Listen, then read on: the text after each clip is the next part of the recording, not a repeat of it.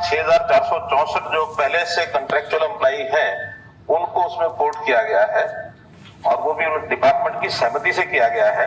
उसमें से पोर्ट करने के लिए जो प्रपोजल था वो 1,06,000 का था, लेकिन 95,424 लोगों ने सहमति दी, वो उसके अंदर पोर्ट हुए हैं। इसी प्रकार जो नए लोग जिनकी डिमांड डिपार्टमेंट से आती है और जो अनुभवी लोग हैं पहले से, जो हमारे पास जिसका डाटा है कि अनुभवी लोग हैं, किसी कारण से पहले कंट्रेक्चुअल थे, वो छूट गई, बाद में फिर उन्होंने उसको अप्लाई किया, तो उनमें 6,736 लोगों की जो दोबारा से डिमांड आई है, जिसमें से 4,380 बल्कि जो डिमांड आई है वो सिलेक्ट करके उनको हमने ऑफर लेटर दिए हैं। 4,380 लोगों ने उसमें से ज्वाइन कर लिया है।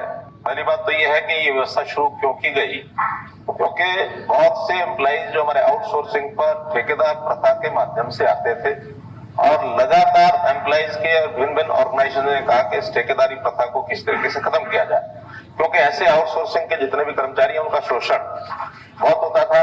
न उनको ईपीएफ का लाभ मिलता था, न उनको ईएसआई का लाभ मिलता था। तो इस प्रकार की बहुत सी समस्याएं थी, जिसमें से लंबे विचार के बाद हमने कहा कि ठीक है, आउटसोर्सिंग रखना तो सरकार को पड़ता ही है, क्योंकि जो स्थायी नौकरियां हैं उसके लिए हमारी व्यवस्था अलग है।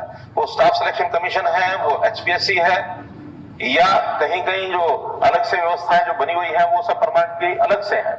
लेकिन जहां आउटसोर्सिंग किसी डिपार्टमेंट की इमीडिएट डिपार्टमेंट की डिमांड है, उसको ठेकेदारों के माध्यम से लिया जाता था, उसके लिए ये बनाया गया है एचकेआरएन। और इसमें भी ये ठीक है कि ये बिल्कुल अस्थायी नौकरी है, 1 साल के लिए होती है।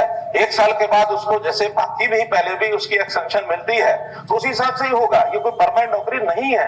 परमानेंट नौकरी का तो अलग से हमने, जैसे ग्रुप सी का भी सीईटी हुआ है, अब उसमें से नौकरियां लगभग 30-35 हजार की रिक्वेशन आ गई है। उसी के बाद ग्रुप डी की है, उसके भी सीईटी होना है, वो सब प्रक्रिया अलग है।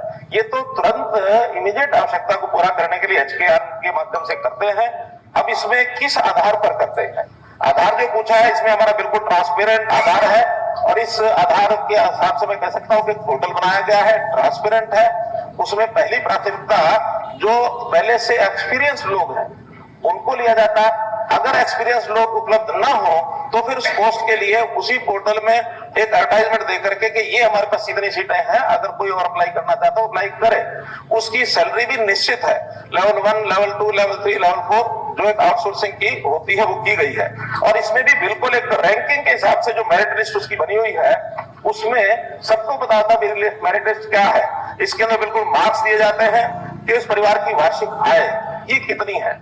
कम आय है उसको प्राथमिकता दी जाती है, क्योंकि ये वेलफेयर स्कीम के माध्यम से हम चाहते हैं जिसके घर में नौकरी नहीं है, गरीब है, उसको कम से कम आउटसोर्सिंग का अवसर मिल जाए।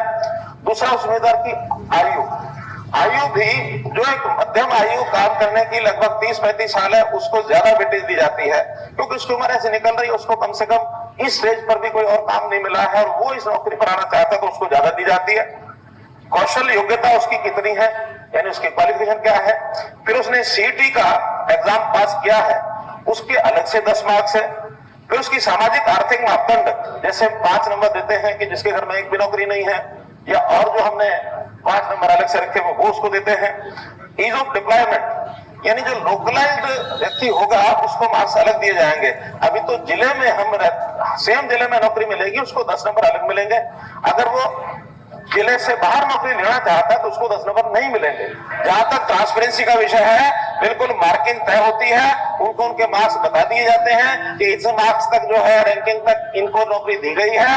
इनमें से कोई ज्वाइन नहीं करने आएगा तो दोबारा से जो उसके नीचे वाले लोग होते हैं उनको उनकी ऑफर ली जाती है। जो ऑफर एक्सेप्ट करता है वो उसमें आता है, जो एक्सेप्ट नहीं करता तो 15 दिन में उसका नाम, उसकी ऑफर भी समाप्त कर दी जाती है, नए व्यक्ति को भेजा जाता है।